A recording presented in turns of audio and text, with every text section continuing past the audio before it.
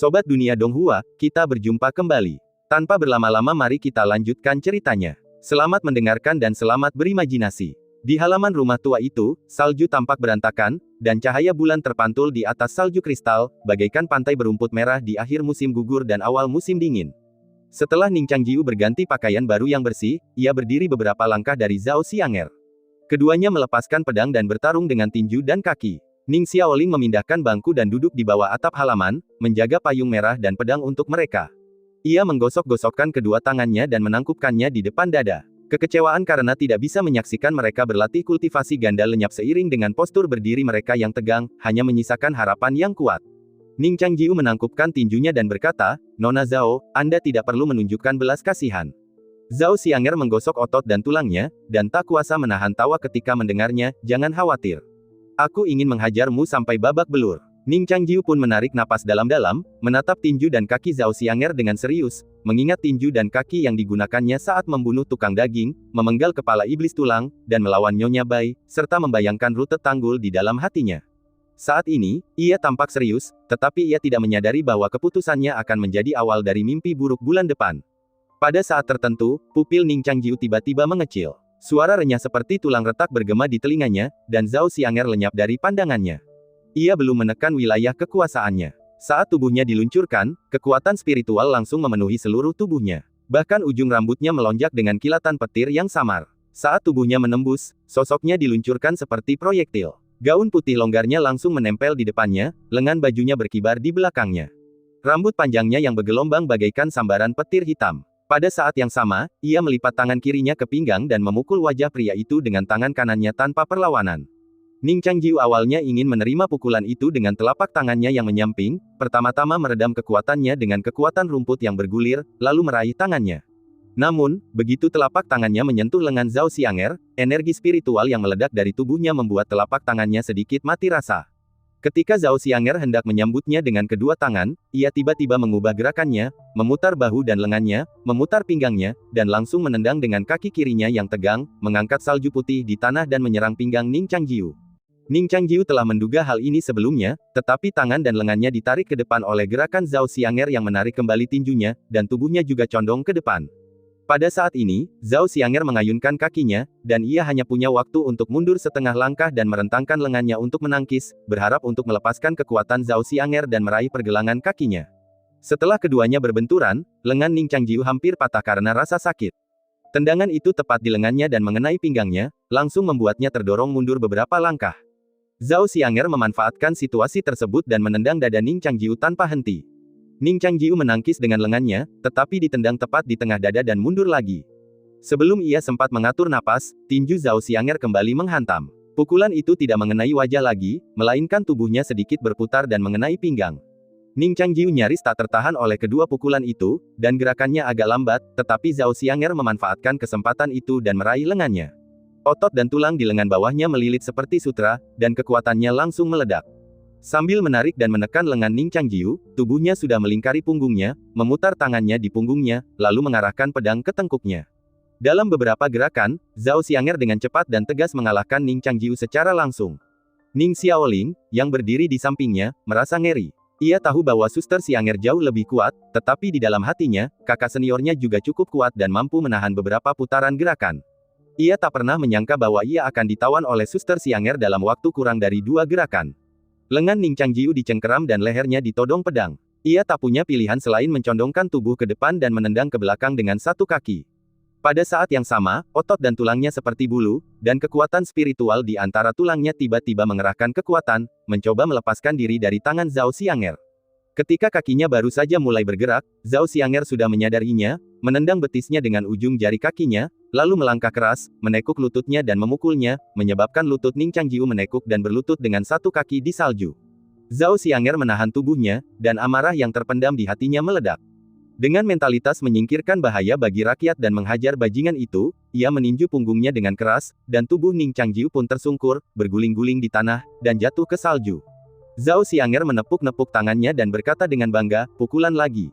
Ning Changjiu mengendurkan lengannya yang kaku dan berdiri dari salju. Melihat penampilan Zhao Xianger yang tenang dan kalem, ia tiba-tiba merasa bahwa ia tidak hanya kalah kekuatan darinya, tetapi juga jauh tertinggal dari Zhao Xianger dalam hal tinju dan tendangan. Ia menepuk-nepuk salju di bahunya dan berkata, karena kau telah meminta Nona Zhao untuk memukulku, tidak ada alasan untuk menyerah di tengah jalan. Zhao Xianger berkata, kalau begitu aku tidak akan mundur. Ning Changjiu memasang kuda-kuda tinju sesuai dengan buku panduan bela diri yang ia hafal, ekspresinya menjadi lebih serius, serang saja. Zhao Xianger mengangguk, jika kau tidak tahan lagi, mohon ampun. Ingatlah untuk bersikap lembut, jangan keras. Ning Changjiu sedikit mengernyit, memikirkan kecepatan pukulan Zhao Xianger barusan, memikirkan cara menangkisnya, lalu berkata, jika aku secara tidak sengaja menang satu atau setengah langkah, yang mulia, jangan marah. Zhao Xianger mendengus dingin, kau tidak tahu bagaimana hidup atau mati. Ia tidak ingin memukulnya dengan keras, tetapi ketika Ning Changjiu mengatakan ini, aura pembunuh di tubuhnya tiba-tiba melonjak. Sama seperti sebelumnya, rambut hitam dan rok putihnya bergetar tanpa suara, sosoknya berkelebat, bagai kilat panjang, bayangannya hancur, dan pukulan lain datang. Ning Changjiu hampir tidak melihat pukulan ini dengan jelas, dan metode pukulan ini hampir tidak berbeda dari pukulan pertama sebelumnya. Pikirannya mencelos, tetapi sebelum kata-kata, mengulangi trik yang sama, sempat terbentuk di benaknya, pukulan itu seolah merobek ruang, menutup jarak yang tadinya cukup jauh. Pupil mata Ning Changjiu mengerut, dan ia mencoba menghindari serangan itu, tetapi gerakannya selalu agak lambat. Pukulan itu telah mengenai dahinya, membuatnya terdorong ke belakang. Wajah Zhao Xianger dingin. Kau terlalu pandai bicara, kau sama sekali tidak tulus. Kau bahkan berani mengarahkan pedangmu padaku tadi. Aku akan menghukummu dengan 10 pukulan dulu. Saat ia berbicara, pukulan-pukulan Zhao Xianger datang bagai bayangan. Sosok Ning Changjiu yang sebelumnya terkonsentrasi hancur oleh pukulan pertama. Setelah itu, ia melangkah lebih lambat, setiap langkahnya lebih lambat, pukulan-pukulannya didikte oleh Zhao Xianger. Ia sendiri tidak terlalu familiar dengan teknik tinju, dan beberapa gerakan licik yang sesekali ia ciptakan tak terlihat di bawah serangan Zhao Xianger yang tak tertembus. Kulit Zhao Xianger seputih salju, dan sendi-sendi tinjunya terukir indah. Tinjunya tampak seperti batu giok yang akan hancur jika disentuh sedikit saja, tetapi ketika mendarat, tinjunya membawa kekuatan yang cukup kuat untuk meruntuhkan baja. Semburan kekuatan yang sangat dahsyat meledak setelah tinju dan kaki mereka bersentuhan, menciptakan riak di ruang sekitarnya. Setiap kali berbenturan, Ning Changjiu terdorong mundur beberapa langkah. Di antara maju dan mundur, momentum pertahanan Ning Changjiu akhirnya runtuh akibat pukulan Zhao Xianger di dada. Zhao Xianger memanfaatkan kesempatan itu dan menggagalkan semua upayanya untuk bangkit. Tinju kecilnya memukul dada Ning Changjiu seperti drum, memaksanya mundur berulang kali, dan akhirnya ia terlempar keluar seperti karung pasir, menghantam dinding halaman dengan bunyi gedebuk. Tubuhnya terbenam ke dinding dan meluncur keluar setelah beberapa saat. Zhao Xianger untuk sementara menyingkirkan tinjunya dan bertanya dengan dingin, sudah cukup. Ning Changjiu bersandar di dinding, terhuyung berdiri, menyeka darah dari sudut mulutnya, dan berkata, datang lagi. Zhao Xianger mencibir, bergerak maju lagi, dan menggunakan kedua tangannya untuk menghalangi Ning Changjiu. Ia meraih pakaian di dada Ning Changjiu dan mendorongnya dengan keras, menghantamkannya ke dinding lagi. Tanpa menunggu Ning Changjiu bereaksi, Zhao Xianger meninjunya lagi ketika Ning Changjiu mencoba menjulurkan kepalanya keluar dari dinding, menyebabkan hidungnya berdarah dan ia jatuh ke dinding lagi. Zhao Xianger bagaikan membuat spesimen. Tak peduli bagian tubuh Ning Changjiu mana yang mencoba melepaskan diri dari dinding, ia dengan kejam menghantamnya balik. Setelah melancarkan puluhan pukulan, Zhao Xianger tampak sedikit lelah. Ia menarik Ning Changjiu, yang terkurung dalam di dinding, keluar, lalu menyikut dada Ning Changjiu dan menjatuhkannya lagi. Wajah Ning Changjiu berlumuran darah. Ia menatap Zhao Xianger dengan mata bengkak, wajahnya masih datar. Zhao Xianger mengerutkan kening, menggigit bibir, dan berkata, apa yang kau coba pamerkan? Lalu ia menyeretnya keluar lagi dan membantingnya ke tanah. Ia menendang pinggangnya, membuatnya terdorong mundur seperti sekop, menyekop tumpukan salju di sepanjang jalan. Ning Changjiu dipukuli begitu hebat hingga ia hampir tak bisa melawan. Seluruh tubuhnya terasa sakit, dan detak jantungnya berdebar kencang. Di antara detak jantungnya yang membesar dan mengecil, seolah ada suara tersembunyi, seperti tangisan bayi. Momen kesadaran yang singkat itu terganggu oleh tinju dan tendangan Zhao Xianger. Ia diangkat tinggi dan diayunkan ke salju yang baru saja ia sekop. Zhao Xianger menginjak dadanya dan menatapnya, bertanya, sudah cukup. Ning Changjiu merasa seperti ada batu besar yang membebani dadanya. Bahkan bernapas pun terasa sulit, apalagi berbicara. Ia mengulurkan tangan dan meraih pergelangan kaki Ning Changjiu, memutarnya dengan keras. Namun, perbedaan alam mereka terlalu besar. Zhao Xianger, yang begitu mungil, tetap tak tergoyahkan oleh kekuatannya, bagaikan gunung yang menjulang tinggi. Zhao Xianger menarik napas dalam-dalam, semakin kesal dengan penolakan anak laki-laki itu untuk memohon belas kasihan. Ia memelintir dada anak laki-laki itu dengan jari-jari kakinya, membuatnya menggeliat kesakitan. Ia teringat percakapan Ning Changjiu hari ini, senyumnya yang setengah, wajah yang mengancam akan dipukuli, dan tanpa sadar ia menyingsingkan lengan bajunya. Bahkan Ning Changjiu, yang bersiap untuk dipukuli, merasakan hawa dingin di hatinya saat melihat lengan bajunya. Kemudian, di halaman, Ning Changjiu, yang selalu membanggakan dirinya sebagai pria baja, mulutnya dicongkel. Beberapa jeritan pertamanya teredam, tetapi semakin lama semakin menyakitkan, membuat Ning Xiaoling tak sanggup memikirkannya. Ia merasa kasihan dengan keadaan anak laki-laki itu, tetapi ia tidak mencoba menghentikannya. Lagi pula, ini mungkin cara kultivasinya. Metode kultivasinya sungguh unik. Ia menutup pintu. Di halaman, Ning Changjiu, dibantu Zhao Xianger, terpeleset dan beradu lagi, akhirnya roboh di salju, babak belur dan memar. Seluruh tulangnya terasa sakit, dan ia terlalu lemah untuk melancarkan satu pukulan pun, bahkan tidak punya kekuatan untuk berpura-pura melawan. Zhao Xianger, di sisi lain, berkeringat deras karena pertarungan, tangan dan kakinya masih terbakar. Ia mengamati Ning Changjiu yang seperti mayat, bertanya-tanya berapa banyak pukulan lagi yang bisa ia tahan, ingin mencobanya. Di bawah tatapan tajam Zhao Xianger, Ning Changjiu akhirnya menyerah dan mengangkat tangannya, memberi isyarat gencatan senjata sementara. Di dalam ruangan, Ning Xiaoling tidak mendengar gerakan apapun di luar, lalu ia membuka pintu sedikit dan melihat.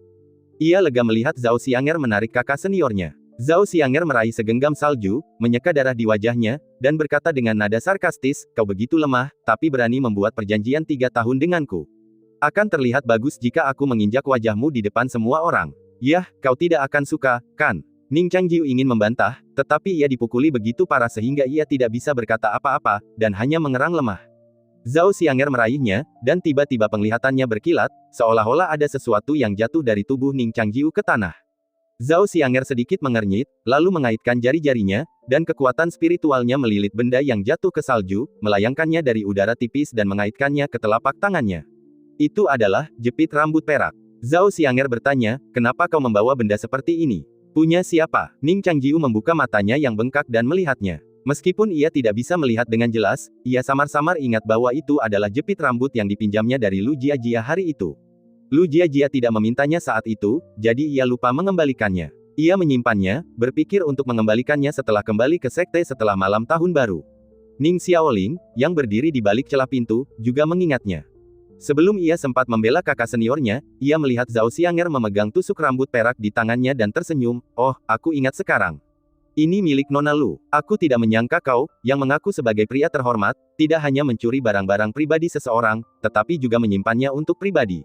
Aku tidak menyangka kau punya hobi seperti itu. Kau benar-benar pria terhormat." Ning Xiaoling menatap tatapan galak Zhao Xianger dan tahu bahwa kakak seniornya akan mendapat masalah lagi. Ia segera menutup pintu, merangkak kembali ke dalam selimut, dan menutup telinganya. Ning Changjiu ingin membantah, tetapi kata-katanya hilang. Zhao Xianger memainkan tusuk rambut perak itu sejenak, lalu menjatuhkannya ke tanah dan memukulinya lagi, sebagai hukuman atas kebiasaan mengoleksinya yang aneh. Kemudian, Zhao Xianger mencengkeram kerah bajunya dan menyeretnya masuk ke dalam rumah. Ia merebus setengah kendi air dan meminta Ning Xiaoling untuk mengobati lukanya sementara ia pergi berlatih di kamar sebelah. Ning Xiaoling memeras handuk panas dan menyeka lukanya, air mata menggenang di matanya.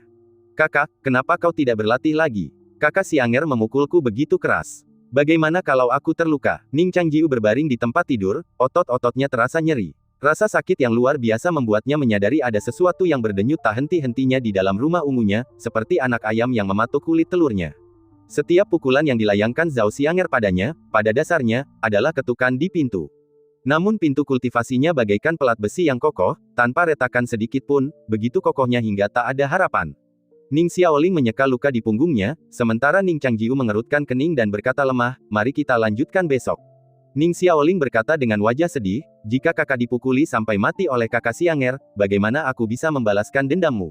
Ning Changjiu berkata, "Jangan khawatir, dia tidak akan mati." Ning Xiaoling berkata, "Kakak memang kuat. Kalau aku pasti akan memohon ampun hanya dengan 2 pukulan." Ning Changjiu mendesah dalam hati.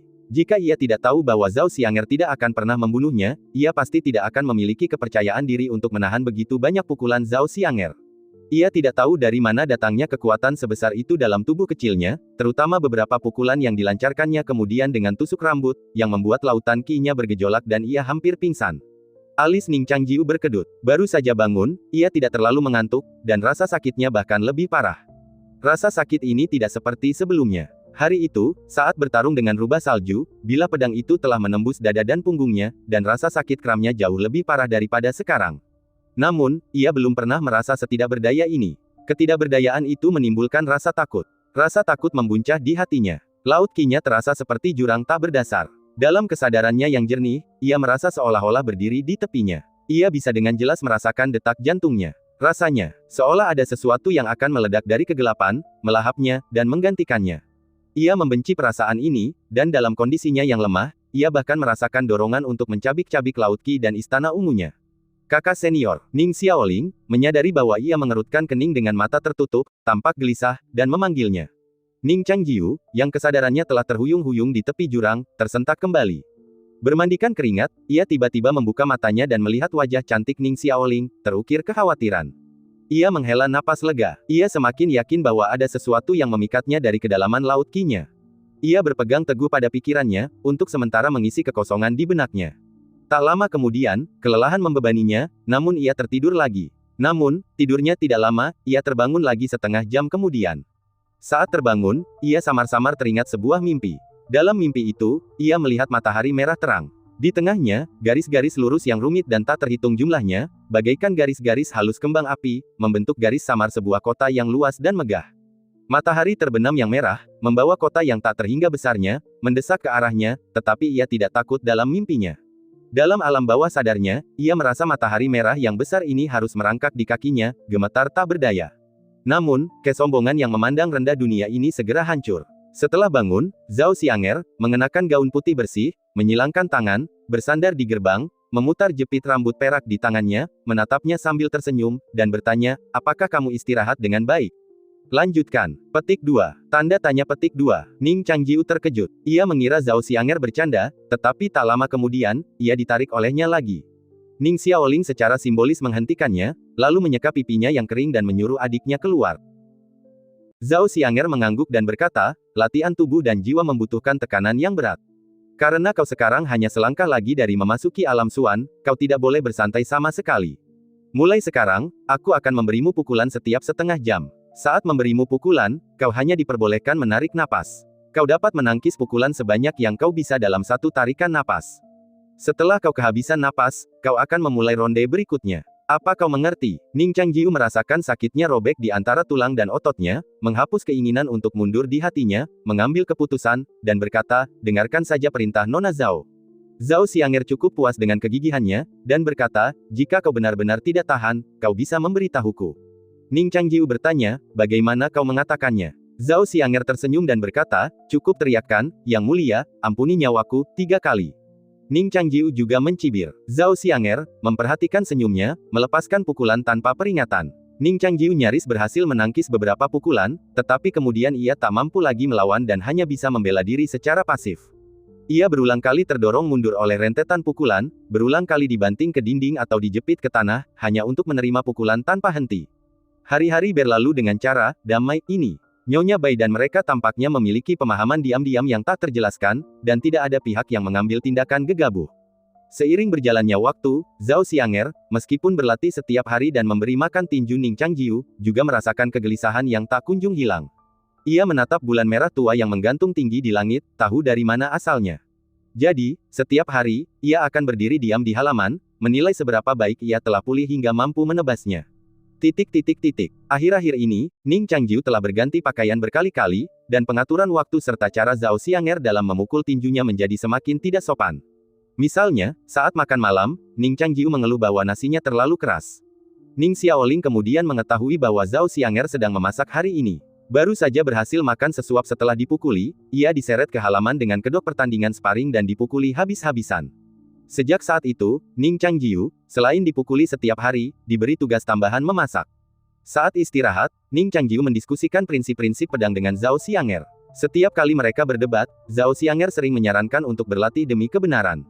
Ketika ia kembali dengan Ning Changjiu yang memar dan babak belur, Ning Changjiu akan memuji penjelasannya sebagai sesuatu yang luar biasa dan tak tertandingi. Ning Changjiu diam-diam menghafal setiap penjelasan ini, berharap suatu hari nanti dapat membalas dendam. Meskipun semangat juang ini memacu semangatnya, hal itu juga berdampak negatif. Terkadang, Ning Changjiu akan menggumamkan pikiran yang sebenarnya dalam tidurnya. Jika Zhao Xianger mendengar mereka, ia akan diseret dari tidurnya dan dibawa ke halaman untuk latihan bela diri. Seringkali tanpa menyadari apa yang telah ia katakan. Namun, di saat yang sama, tubuh Ning Changjiu memang terus pulih. Dari dipukuli tanpa perlawanan di awal, 10 hari kemudian, ia mampu mematahkan beberapa jurus sebelum akhirnya roboh. Ia sering bertanya-tanya siapa yang akan menang melawannya jika mereka berada di alam yang sama. Gagasan ini disadari oleh Zhao Xianger, dan ia setuju untuk bertanding dengannya di alam yang sama. Namun, pertandingan ini tidak berlangsung lama. Pada jurus kelima, tinju Ning Changjiu secara tidak sengaja mengenai tempat yang seharusnya tidak terkena. Lengannya kaku untuk beberapa saat, lalu ia melihat wajah dingin Zhao Xianger. Ia meraih lengan Zhao Xianger dengan punggung tangannya dan menekannya sekuat tenaga. Hari itu, Ning Xiaoling mendengar jeritan yang belum pernah terjadi sebelumnya di dalam ruangan. Dan hari itu, entah apakah Zhao Xianger merasa bersalah karena memukul terlalu keras, tetapi ia sebenarnya telah merawat Zhao Xianger untuk sementara waktu. Zhao Xianger duduk di samping dan bertanya, apakah kau akan menyimpan dendam padaku? Ning Changjiu berkata lemah, aku memintamu untuk memberi makan kepalan tangan, tapi ternyata itu pekerjaan berat untukmu. Zhao Xianger terdiam beberapa saat dan bertanya, lalu kenapa kau mengatakan hal-hal itu saat tidur? Ning Changjiu mengerutkan kening dan berkata, apa yang kukatakan? Zhao Xianger berkata, kau sering memanggil namaku. Kalau kau tidak menyimpan dendam padaku, kenapa kau sering memanggil namaku? Ning Changjiu mengerutkan bibirnya dan bertanya, apa aku mengatakan hal lain? Zhao Xianger berkata dingin, apalagi yang ingin kau katakan? Ning Changjiu tidak berbicara. Zhao Xianger ragu sejenak dan berkata, jika kau ingin memanggil namaku lagi dalam mimpimu di masa depan, ingatlah untuk menyertakan nama belakangku, agar tidak membuat orang salah paham. Petik 2. Petik 2. Ning Changjiu tiba-tiba merasa sakit kepala. Setelah mengatakan ini, Zhao Xianger merasa marah yang tak dapat dijelaskan. Ia mencengkeram telinga Ning Changjiu dan menariknya dari tempat tidur, beri tinjumu. Ning Changjiu mengikutinya keluar dengan putus asa. Yang membuatnya semakin putus asa adalah Zhao Xianger menemukan 2 pedang kayu persik entah dari mana dan melemparkan salah satunya kepadanya, bukankah kau tidak pandai bertinju dan menendang? Coba pedang saja. Ning Changjiu menarik napas dan berkata, Yang mulia, pedang-pedang ini buta. Zhao Xianger mengayunkan pedang kayu persiknya, cukup puas, dan berkata dengan dingin, lihat pedangnya. Jeritan Ning Changjiu kembali memecahkan rekor hari demi hari. Bukan karena kemampuan pedangnya terlalu rendah, tetapi tubuhnya yang sekarang tidak mampu menampilkan keterampilan pedangnya yang luar biasa. Waktu berlalu dengan cara yang sulit ini. Ning Changjiu akan berlatih tinju atau pedang dengannya setiap hari setelah bangun tidur. Ia sering bertanya-tanya apakah Ning Changjiu memberinya pukulan atau ia dijadikan samsak tinju. Namun, bahkan dengan pukulan seperti itu, ia tetap tidak bisa menembus batas memasuki dunia misterius itu. Seiring waktu, bahkan Zhao Xianger pun bingung, bertanya-tanya apakah tubuhnya dikutuk untuk menyebabkan kelainan seperti itu. Suatu hari, hampir sebulan kemudian, Ning Xiaoling sedang merawat kakak seniornya yang terbaring di tempat tidur ketika Ning Changjiu tiba-tiba membuka matanya. Ada yang tidak beres, kata Ning Changjiu. Ning Xiaoling bertanya, hah? Ada apa, kakak senior? Ada apa? Ning Changjiu berkata dengan serius, Zhao Xianger tidak memukuliku selama 1,5 jam. Ning Xiaoling terkekeh, kakak, apa kau masih kecanduan dipukuli? Ning Changjiu perlahan menggelengkan kepalanya dan bertanya, kemana dia pergi? Ning Xiaoling berpikir sejenak, lalu menggelengkan kepalanya. Aku tidak tahu. Pagi ini, dia bilang untuk menjagamu baik-baik. Sejak itu, aku belum melihatnya. Dia pasti sudah pergi. Sambil berbicara, ucapan Ning Xiaoling melambat. Ia dan Ning Changjiu bertukar pandang, dan kepanikan terlihat di ekspresi masing-masing. Di tepi mata air kuning, Zhao Xianger berdiri di tepi air, sementara di tepi seberang, Nyonya Bai duduk dengan tenang di kursi roda tua. Di belakangnya, seorang pemuda dengan kepala tertunduk mendorong kursi roda dan membawanya ke tepi mata air kuning. Malam senantiasa menyelimuti kota Linhe. Di tengah kegelapan yang sunyi, sesekali, derasnya mata air kuning membawa angin spiritual, menyapu kering dan gelap di seluruh kota, seolah sedang mencuci sesuatu. Di celah-celah bangunan, cahaya bulan merah tua tampak bersinar selama ribuan tahun, sementara salju di antara ubin-ubin telah membeku menjadi pecahan es, kristal-kristalnya memantulkan cahaya bulan, tak pernah mencair di dunia yang dingin ini. Di sebuah rumah tua yang dimakan cacing, pintu tiba-tiba terbuka, dan seorang anak laki-laki berlari keluar sambil menangis.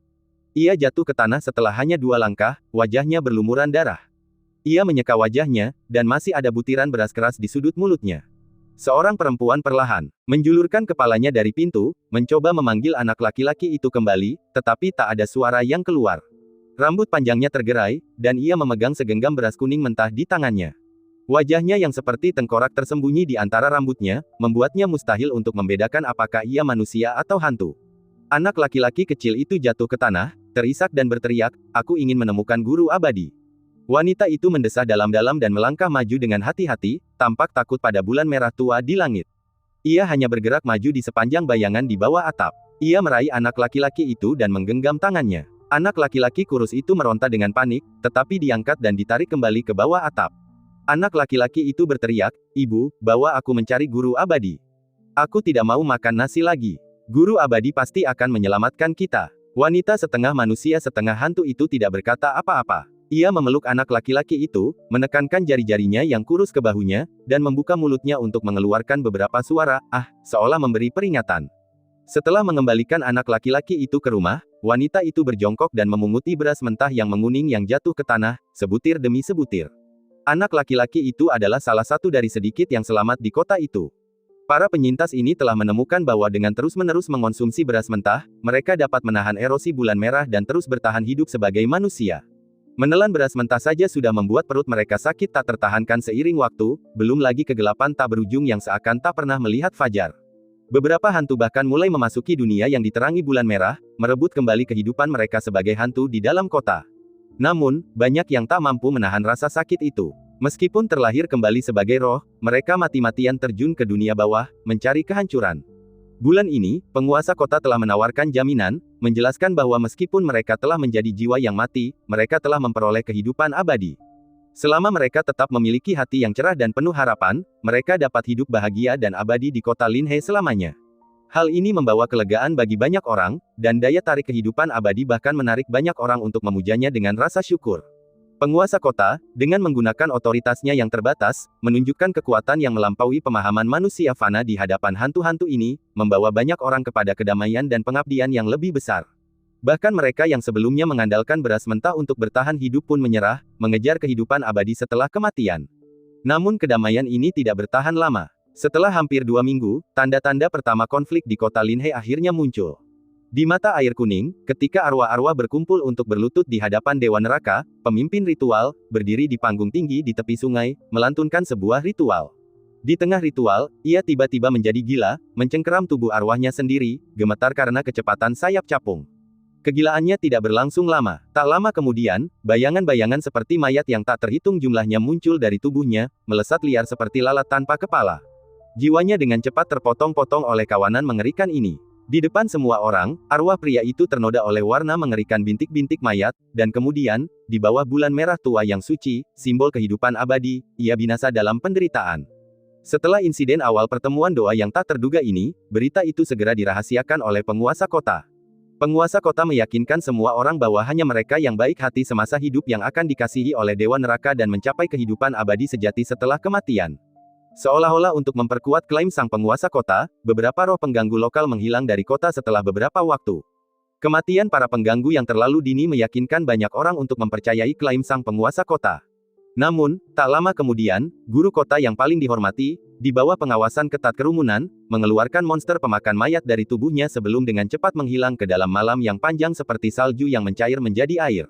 Kabar ini menyebar dengan cepat di dalam lingkaran kecil, tetapi sebelum kekacauan dapat dimulai, sang penguasa kota, ditemani oleh ketidakkekalan hitam dan putih, muncul di hadapan kerumunan, menceritakan kejahatan lelaki tua itu satu persatu. Ia menjelaskan bahwa masalahnya bukan pada keabadiannya, melainkan bahwa ia telah menipu mereka selama bertahun-tahun, mengklaim bahwa di masa mudanya ia adalah iblis yang kejam. Untuk memperkuat klaimnya, sang penguasa kota bahkan memanggil banyak roh untuk bersaksi. Seorang perempuan berusia 30-an, dengan berlinang air mata menceritakan kembali perundungan yang dilakukan lelaki tua itu lebih dari 1 dekade sebelumnya, menceritakannya dengan sangat gamblang. Beberapa orang tidak mempercayai kata-kata ini, tetapi sebagian besar mempercayainya. Berjalan dalam kegelapan tak berujung, tanpa secercah harapan, tak seorang pun dapat bertahan hidup. Namun, peristiwa-peristiwa ini akhirnya mengubah sesuatu. Sang guru memiliki reputasi tinggi di kota itu. Kini, 2 generasi penduduk kota itu telah menjadi muridnya. Mengingat pemahaman mereka tentang guru mereka, wajar saja mereka tidak dapat mempercayai kata-kata sang penguasa kota. Banyak murid yang lebih berprinsip sudah berencana untuk bersatu dan menghancurkan rumah besar sang penguasa kota, membunuh lelaki tua itu dan kaki tangannya, ketidakkekalan hitam dan putih. Jika kita membuat masalah semasa hidup, kita mungkin punya kesempatan, tetapi sekarang setelah kita mati, kita hanyalah hantu pengembara. Orang tua itu telah menerima hadiah dari Hades, dan dia ditemani oleh 2 roh jahat yang mengincar nyawanya. Bahkan jika kita menggabungkan kekuatan kita, bagaimana mungkin kita bisa menandinginya? Bai Wuchang itu, yang dulu muridmu, sekarang bergabung dengan orang tua itu untuk menekan semua orang di sini. Dia makhluk yang tidak tahu berterima kasih. Dia gagal belajar dan lulus ujian kekaisaran. Setelah seluruh keluarganya meninggal, dia berpura-pura berkabung selama 3 tahun. Selama 3 tahun itu, saya mengirim orang untuk diam-diam mendukungnya. Kalau tidak, dia pasti sudah mati kelaparan sejak lama. Jadi, semuanya, apa yang menurut kalian harus dilakukan selanjutnya? Tanya seorang pria berusia 40-an, berpakaian rapi dengan kemeja formal, berdiri di tengah meja panjang. Tuan Qin, ketika kami masih mahasiswa, Anda adalah murid Anda yang paling berharga, dianggap sebagai kakak senior kami. Sekarang, Anda yang memutuskan. Ya, masalah ini harus berakhir. Kualifikasi akademik dan karakter Andalah yang paling meyakinkan, dan Anda pantas mendapatkan tanggung jawab penting ini. Seru yang lain. Pria parubaya yang dikenal sebagai Qin Gong berdiri, membungkuk kepada orang banyak, dan setelah beberapa patah kata yang rendah hati, ia memastikan bahwa pintu dan jendela tertutup dan tidak ada seorang pun atau hantu yang sedang menyelidiki. Kemudian ia duduk dan dengan hikmat menyelesaikan rencana pembunuhan wali kota bersama semua orang. Mereka membahas banyak detail dan bersumpah bersama bahwa meskipun jiwa mereka hancur, mereka akan membunuh wali kota yang telah membunuh semua orang. Semua orang di Dewan Malam ini meninggal di rumah wali kota keesokan harinya, jiwa mereka musnah. Para algojo adalah ketidakkekalan hitam dan putih. Sebelum eksekusi, pria yang dikenal sebagai Qin Gong membungkuk hormat kepada orang banyak lagi dan mendesah, "Maaf, semuanya." Ia membalikkan badan, dan hinaan di telinganya perlahan memudar, perlahan kembali sunyi. Qin Gong mendesah. Ketika wali kota keluar dari balik layar, wajahnya sedikit lebih segar. Ia tersenyum pada Qin Gong dan menepuk pundaknya, "Bagus sekali." Qin Gong segera bertanya, "Tuan, bagaimana dengan serangga mayat tak bernama itu?" Penguasa kota tersenyum dan berkata, "Tinggallah bersamaku, dan aku akan menjagamu." Ketika Dewa Hades kembali, kerajaan Tuhan dapat dibangun kembali. Adipati Qin merasa sedikit lega dan bertanya, "Di mana Dewa Hades sekarang? Kapan dia akan kembali?" Penguasa kota mengepalkan tinjunya di dada, raut penyesalan yang mendalam terpancar di wajahnya. Dewa Hades sekarang berada di sisi lain. Adipati Qin merenung sejenak, lalu bertanya, "Jadi orang-orang itu?" Ia merujuk pada 3 pemuda dan pemudi yang tampak seperti makhluk abadi. Raut wajah penguasa kota menjadi muram. Jika bukan karena ketiga penyabot itu, kerajaan Tuhan pasti sudah berdiri sekarang. Bagaimana mungkin kerajaan Tuhan jatuh ke dalam keadaan yang begitu mengerikan? Manusia bukan lagi manusia, hantu bukan lagi hantu. Bulan merah tanpa pandang bulu mengikis segalanya, dan kehidupan abadi telah menjadi janji kosong belaka. Penguasa kota mencibir, kata-katanya lambat namun berat. "Jangan khawatir, mereka semua akan mati saat penguasa dunia bawah kembali. Mereka tidak punya waktu untuk mengganggu kita sekarang. Aku telah menunjukkan belas kasihan kepada mereka dengan tidak memberi tahu siapapun tentang kehancuran kerajaan Tuhan yang mereka lakukan. Jika aku memberi tahu siapapun, mereka akan menjadi sasaran. Kecuali mereka membunuh semua orang tak bersalah yang datang untuk membuat masalah, tidak akan ada kedamaian." Adipati Qin mengakui kemurahan hati penguasa kota, tetapi dalam hati ia mencibir. Ia tahu mereka dan penguasa dunia bawah sedang mempersiapkan diri mereka sendiri, terlalu sibuk untuk mengganggu iblis-iblis kota. Jika penguasa kota berani bertindak seperti ini, ia akan menjadi orang pertama yang mati. Semua yang ia lakukan sekarang hanyalah cara untuk menyelamatkan diri dan cara untuk bertahan hidup. Penguasa kota berjalan keluar dan berhenti di bawah atap. Ia memandangi tumpukan salju dan embun beku merah di tanah, lalu berkata perlahan, "Adipati Qin juga seorang cendekiawan ternama di kota ini. Demi stabilitas kota Linhe, beliau harus memilih antara keadilan kecil dan keadilan yang lebih besar. Mereka yang datang bersama Anda semua adalah pahlawan. Saya bukan orang yang berpikiran sempit. Setelah semuanya beres, saya akan mencari ketenaran untuk mereka. Tapi sekarang saya tidak punya pilihan." Adipati Qin tampak murah hati sekaligus sedih, "Saya minta maaf atas ketidakadilan ini, Tuan." Tuan kota menoleh dan berkata, ia mencondongkan tubuh ke depan, menatap wajah Tuan Qin, dan bertanya dengan sungguh-sungguh, "Hanya saja orang-orang di kota ini sedang berjuang untuk bersatu. Dalam sebulan terakhir, banyak orang picik yang berkumpul untuk membuat kekacauan. Hal ini lebih banyak merugikan daripada menguntungkan kedamaian kota. Tuan Qin peduli pada rakyat. Tuan tua itu juga menganggap Anda yang paling berbakat semasa hidupnya. Sekarang kita memiliki kesempatan untuk bekerja sama, saya dengan rendah hati meminta saran Anda. Bagaimana pendapat Anda tentang situasi terkini di kota ini?" Tuan Qin berpura-pura berpikir sejenak, tetapi sebenarnya ia sudah mengambil keputusan. Ia mengerutkan kening, merenung sejenak, lalu berkata, "Menurut pendapatku, mulai sekarang, kota ini harus melarang konsumsi beras mentah. Dengan begitu, semua warga akan bersatu, tanpa membedakan hidup atau mati, dan secara alami akan berada di pihak yang sama." Tuan kota memejamkan mata, merenung sejenak, dan bertanya, "Bukankah ini agak tidak pantas?" Adipati Qin berkata dengan lantang, "Kebenaran ada di pihak Anda, Tuan." Ada apa? Dengan itu, Tuan Kota mengepalkan tinjunya di depan dada, lalu berkata, kalau begitu aku harus merepotkanmu, Adipati Qin, untuk melaksanakan masalah ini. Ekspresi Adipati Qin sedikit berubah, dan ia segera berkata, mengapa aku harus pergi sendiri? Aku punya beberapa murid yang cukup berbakat. Salah satunya menolak mendengarkan nasihat apapun dan bersikeras menelan beras mentah setiap hari. Aku akan mencoba meyakinkannya dan membiarkannya memberi contoh. Kalau begitu, Tuan Kota melambaikan tangannya, mereka masih muda, bagaimana mungkin mereka bisa dibandingkan dengan prestise dan kredibilitas Adipati Qin yang tinggi? Kau akan menangani masalah ini. Terima kasih atas kerja kerasmu, Adipati Qin. Adipati Qin hendak berbicara ketika ia merasakan hawa dingin di punggungnya. Heibai Wuchang telah muncul tanpa disadarinya. Heibai Wuchang, membawa erhu, sabuk hitam terikat di sekitar matanya, dan ekspresinya serius. Bai Wuchang menatapnya dengan senyum tipis, seolah-olah sedang menonton drama. Adipati Qin tersenyum kecut dan membungkuk, berkata, saya akan mengikuti perintah Anda, Tuan. Setelah ia pergi, pintu di belakang rumah terbuka, dan sepasang anak laki-laki dan perempuan kecil yang menggemaskan berlari keluar, berkumpul di sekitar pangkuan Tuan Kota tua itu. Anak laki-laki kecil itu, setelah mendengar percakapan mereka, tampak gembira dan bertanya, kakek, haruskah kita berhenti makan nasi mentah mulai sekarang? Perutku sakit, dan aku sering buang air besar berdarah. Adikku sering terbangun kesakitan. Kami sudah lama berhenti makan nasi mentah. Kenapa tidak membaginya dengan mereka yang ingin menderita? Aku, jepret. Tuan Kota tua itu menamparkan wajahnya geram. Sudah kubilang berapa kali, nasi mentah tidak boleh dihentikan.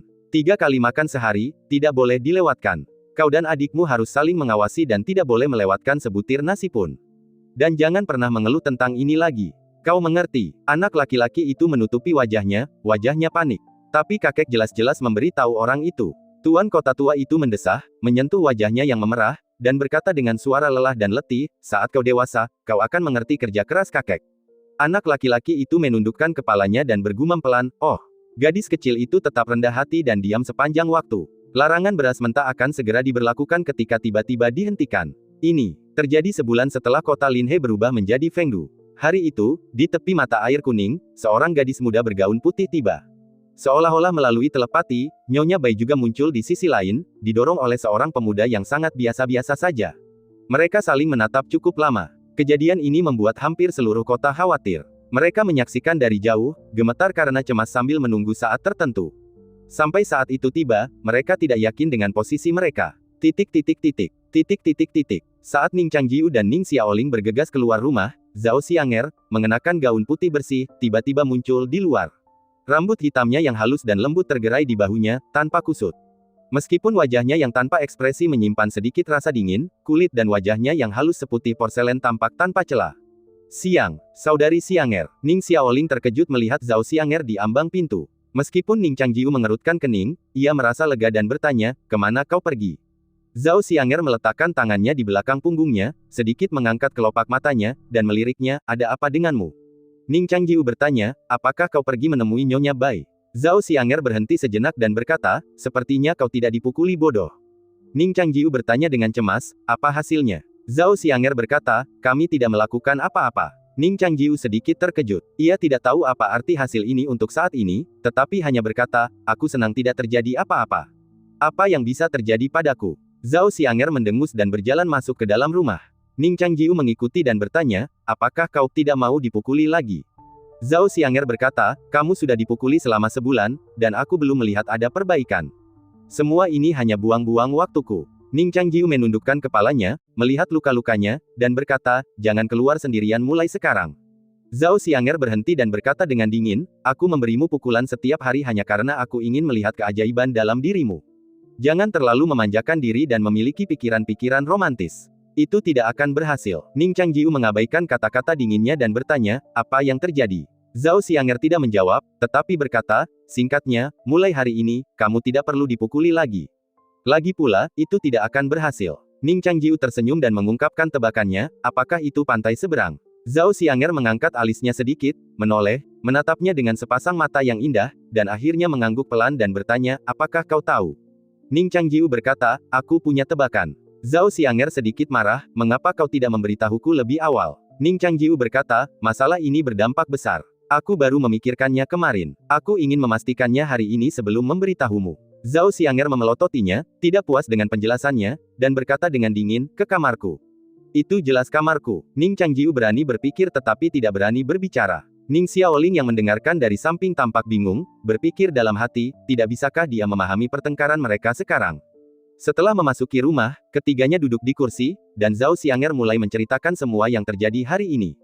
Di tepi mata air kuning, Nyonya Bai dan aku benar-benar bertengkar. Zhao Xianger memejamkan mata, mengingat kembali kejadian saat itu, lalu berkata, kita berdua tidak bergerak saat itu, tapi tanpa terlihat, kita bertukar total 78 jurus. Ning Xiaoling bertanya dengan rasa ingin tahu, apa hasilnya? Zhao Xianger menggeleng, tidak ada hasil. Ning Changjiu memejamkan mata dan mendesah, benarkah pantai seberang? Zhao Xianger bersenandung dan berkata, Nyonya Bai mungkin sudah memikirkannya sejak lama, dan inilah mengapa dia belum bertindak. Ning Xiaoling bertanya, pantai seberang. Apa itu? Ning Changjiu menjelaskan, konon, banyak alam rahasia atau kota tertutup di dunia ini akan merumuskan hukumnya sendiri untuk menjaga keseimbangan kota. Hukum ini disebut teorema tepian lain, yang berarti bahwa di sepanjang poros tengah kota, dua dunia akan terbagi dalam kegelapan. Meskipun kedua dunia terhubung, pada dasarnya keduanya independen, seperti dua ujung timbangan yang sama. Berat kedua ujung timbangan tersebut hampir sama. Jika kekuatan salah satu pihak terlalu kuat, timbangan akan miring, dan akhirnya seluruh kota akan hancur. Ning Xiaoling tampaknya mengerti apa yang didengarnya. Zhao Xianger menjelaskan dengan lebih sederhana, dengan kata lain, Nyonya Bai dan aku sekarang dipisahkan oleh dunia bawah, yang secara efektif hidup di dua dunia yang berbeda. Alam gabungan dunia kami hampir sama dengan dunia mereka. Setiap peningkatan atau penurunan yang signifikan di kedua sisi akan menyebabkan dunia menjadi tidak seimbang. Oleh karena itu, untuk mencegah kehancurannya sendiri, setiap kali alam di satu sisi meningkat, sisi lainnya juga akan mengalami peningkatan melalui berbagai kebetulan. Ning Xiaoling bertanya, jadi, jika kita tekun mengolah dan meningkatkan alam kita, mereka yang berada di sisi lainnya juga akan dengan mudah mencapai alam kita. Zhao Xianger mengangguk. Secara teori, ini seperti bercermin. Jika kita menggambar alis, orang di cermin juga akan menggambar alis. Namun, ini agak rumit, jadi biasanya, praktik dunia adalah mengunci alam. Ning Xiaoling terkejut, lalu sebuah pikiran terlintas di benaknya dan ia menatap kakak seniornya. Ning Changjiu mengangguk. Inilah alasan mendasar mengapa, setelah sebulan berkultivasi dengan tekun, alamnya tidak banyak berkembang. Kini di Fengdu, mereka tunduk pada hukumnya. Dengan hilangnya kekuasaan penguasa dunia bawah, kota itu kini tak bertuan. Hukumnya terbentuk sendiri, tak dapat diubah. Tanpa wilayah yang cukup untuk melawan, mereka hanya bisa bertahan. Lebih jauh lagi, hukum-hukum tersebut kaku. Suatu hari, karena berbagai alasan, kedua kekuatan itu tak lagi mampu menjaga keseimbangan, dan seluruh Fengdu akan hancur. Rasa dingin menjalar di hati Ning Xiaoling. Ia tak pernah membayangkan hal aneh seperti itu bisa ada di dunia ini. Kemudian, sebuah ingatan tiba-tiba menyambarnya, dan ia menatap Ning Changjiu, matanya terbelalak. Ning Changjiu sudah mengantisipasi hal ini, setelah membaca pikirannya. Ia berbisik, ya, Nona Lu mungkin akan datang. Kini, sebulan telah berlalu, dan sudah waktunya untuk kembali ke sekte gurunya. Jika Lu Jia-Jia, yang khawatir akan ketidakhadiran mereka, turun gunung untuk mencarinya dan tersesat ke Fengdu, seluruh keseimbangan Fengdu akan langsung hancur. Sekalipun mereka mengalahkan Nyonya Bai, mereka tak akan mampu mempertahankan kota itu. Ning Xiaoling khawatir, lalu apa yang harus kita lakukan? Lu Yuanbai tahu kita sudah sampai di kota Linhe, dan Tuan pasti juga tahu. Jika dia datang mencari kita, maka, kata Ning Changjiu, itu sama saja dengan kehancuran kota ini. Zhao Xianger berkata, ini wilayah Zhao, dan ini kotaku. Aku tidak akan membiarkan siapapun menghancurkannya. Ning Changjiu menghela napas, kuharap Nona Lu tidak datang, tapi dia sangat mengkhawatirkan kita. Dia mungkin sudah dalam perjalanan. Zhao Xianger bergumam dan tiba-tiba berdiri. Dia jelas mengenakan gaun putih, tetapi gaun itu menyerupai jubah naga hitam legam berlapis emas. Wajahnya yang cantik memancarkan keagungan seorang raja. Dia melirik Ning Changjiu dan berkata, hei, tinju. Hah. Ekspresi Ning Changjiu sedikit terkejut. Bukankah kau bilang wilayahmu telah? Kata Zhao Xianger, berhenti bicara omong kosong dan keluarlah. Ning Xiaoling menatapnya dengan iba, menyaksikan kakak seniornya diseret pergi oleh Zhao Xianger. Banyak orang menyaksikan apa yang terjadi hari ini di Huangquan, tetapi karena perbedaan perspektif dan cara pandang mereka, mereka tentu saja memiliki persepsi yang berbeda.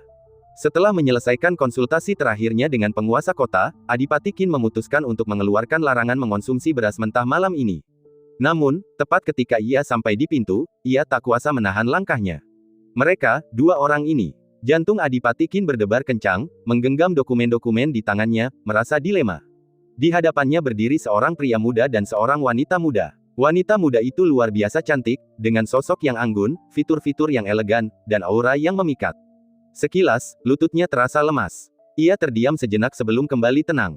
Ia melirik pemuda di sampingnya. Ia juga tampan, meskipun tampak terluka parah. Ia mungkin seorang penjaga atau semacamnya. Ia tahu identitas mereka, dan dari kejauhan, ia bisa mendengar jeritan pria itu datang dari sana. Pria itu pastilah pemuda malang itu. Adipati Qin menghela napas, memikirkan wanita muda yang luar biasa ini. Meskipun cantik, ia memiliki kegemaran menyiksa orang lain, dan telah menyiksa pemuda itu selama sebulan penuh.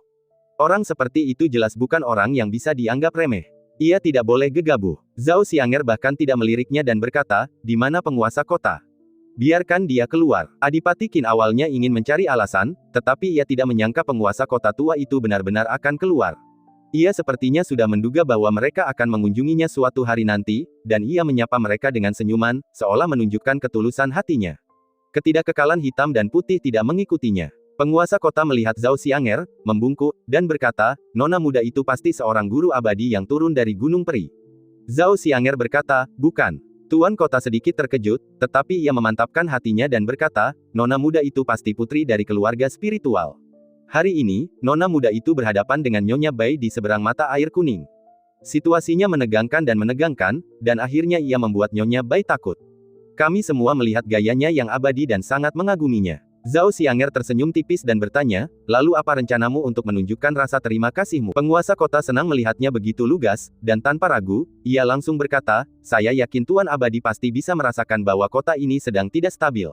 Kita kebetulan memiliki beberapa kekuatan yang tersebar, besar maupun kecil, dan dapat membantu Tuan Abadi menstabilkan separuh kota ini agar Tuan Abadi dapat berlatih dengan tenang dan membunuh monster tulang putih yang menipu kita semua. Ketika saatnya tiba, semua kekuatan di kota ini, selama Tuan Abadi menginginkannya, akan kami serahkan. Zhao Xianger mendengarkan dengan tenang dan berkata, hanya itu. Penguasa kota terkejut. Awalnya ia berpikir pihak lain akan memberikan beberapa konsesi, tetapi ia tidak pernah menyangka bahwa Zhao Xianger masih belum puas. Ia mengumpat dalam hati, tetapi juga punya ide. Ia segera berkata, ini kota Linhe, tempat yang harus diperebutkan Zhao dan Jin. Jika kota ini jatuh ke tangan Tuan Abadi, ia akan memiliki kekuatan yang menyaingi seluruh negeri hanya dengan satu kota. Saat itu, Tuan Abadi akan menjadikan kota ini ibu kotanya dan menguasai dunia dengan keabadiannya. Jika pasukan Netherworld melancarkan serangan, maka negara Zhao dan Jin pasti akan masuk ke dalam wilayah kekuasaan Tuan Abadi. Zhao Xianger tersenyum dan bertanya, bagaimana mungkin seorang wanita menjadi kaisar? Tuan kota segera menjawab, Tuan Abadi, Anda mungkin orang asing yang lewat di sini. Anda mungkin tidak tahu bahwa Kaisar Zhao saat ini adalah seorang kaisar wanita. Namun, kaisar wanita ini masih muda, baru berusia 16 tahun. Ia tidak tahu batas langit dan bumi, dan telah menerapkan kebijakan yang keras serta menindas rakyat. Ia telah kehilangan semua hati nuraninya. Inilah mengapa saya terpaksa menyetujui wanita iblis tulang putih, yang menyebabkan seluruh kota menjadi kota mati. Jika Tuan Abadi bersedia, kami bersedia membantu Anda menggantikan kaisar wanita. Ini juga akan menjadi berkah bagi negara Zhao. Zhao Xianger mendengarkan dan berkata dengan tenang, itu memang ide yang bagus. Tuan kota diam-diam menghela napas lega. Ia mengangkat kepalanya sedikit, dan tiba-tiba melihat bahwa pemuda berpakaian putih di samping gadis itu memiliki senyum tipis dan sarkastis di wajahnya entah kenapa. Ia melihat gadis itu tanpa ekspresi dan tak bisa menebak apa yang dipikirkannya. Ia ragu sejenak dan ingin mengucapkan beberapa patah kata untuk menunjukkan kesetiaannya, tetapi tiba-tiba seorang anak laki-laki berlari di jalan yang panjang. Anak laki-laki itu jatuh ke tanah, memeluk kaki Ning Changjiu, dan bersujud, kakak, tolong selamatkan kami akan segera mati. Masih banyak orang yang hidup di kota ini, tetapi mereka akan segera menjadi hantu. Aku diam-diam melihatmu menghunus pedang di jalan hari itu. Kau begitu kuat, kau pasti bisa menyelamatkan kami. Jangan percaya apa yang dikatakan orang tua ini. Anak laki-laki itu telah lama mengawasi dalam kegelapan. Ia tidak memiliki keberanian untuk keluar, tetapi melihat bahwa mereka tampaknya berbicara dengan harmonis dengan penguasa kota, ia akhirnya tak dapat menahannya. Berpikir bahwa ia akan terbunuh oleh pisau, ia mengumpulkan keberanian, bergegas ke jalan, dan berlutut di depan pemuda itu. Sang penguasa kota, menyadari situasi yang meresahkan, segera berkata, Tuan, tolong jangan dengarkan kata-kata anak ini. Dia pasti berada di bawah perintah seseorang yang ingin menimbulkan keresahan. Bagaimana mungkin mereka mengerti keinginan tulusku? Zhao Xianger mengangkat tangannya, menyuruhnya diam. Ia menatap anak laki-laki itu dan berkata, bagaimana dia bisa membantumu? Mengapa berlutut di hadapannya? Ning Changjiu, anak laki-laki itu mendongak. Dari sudut pandangnya, ia hanya samar-samar melihat seseorang berdiri di samping kakak laki-lakinya, tetapi tidak dapat mengenali siapa orang itu. Sekarang, melihat adik perempuan yang begitu cantik, ia terkejut dan langsung bertanya-tanya apakah ia telah berlutut kepada orang yang salah. Lagi pula, ia adalah yang paling cerdik di antara teman-temannya, jadi ia langsung mengerti. Ia berlutut dan bersujud dalam-dalam kepada gadis cantik itu. Namun ia gugup, dan untuk sesaat, ia tidak dapat memikirkan alamat yang tepat. Ia cemas. Kalau laki-laki ini tidak keberatan dipanggil kakak, maka perempuan yang bersamanya lah yang pantas dipanggil. Ia langsung teringat etiket yang diajarkan ibunya dan berteriak, "Kakak ipar, tolong buatkan keputusan untuk kami." Dan cerita pun berakhir, nantikan cerita selanjutnya. Terima kasih telah mendengarkan.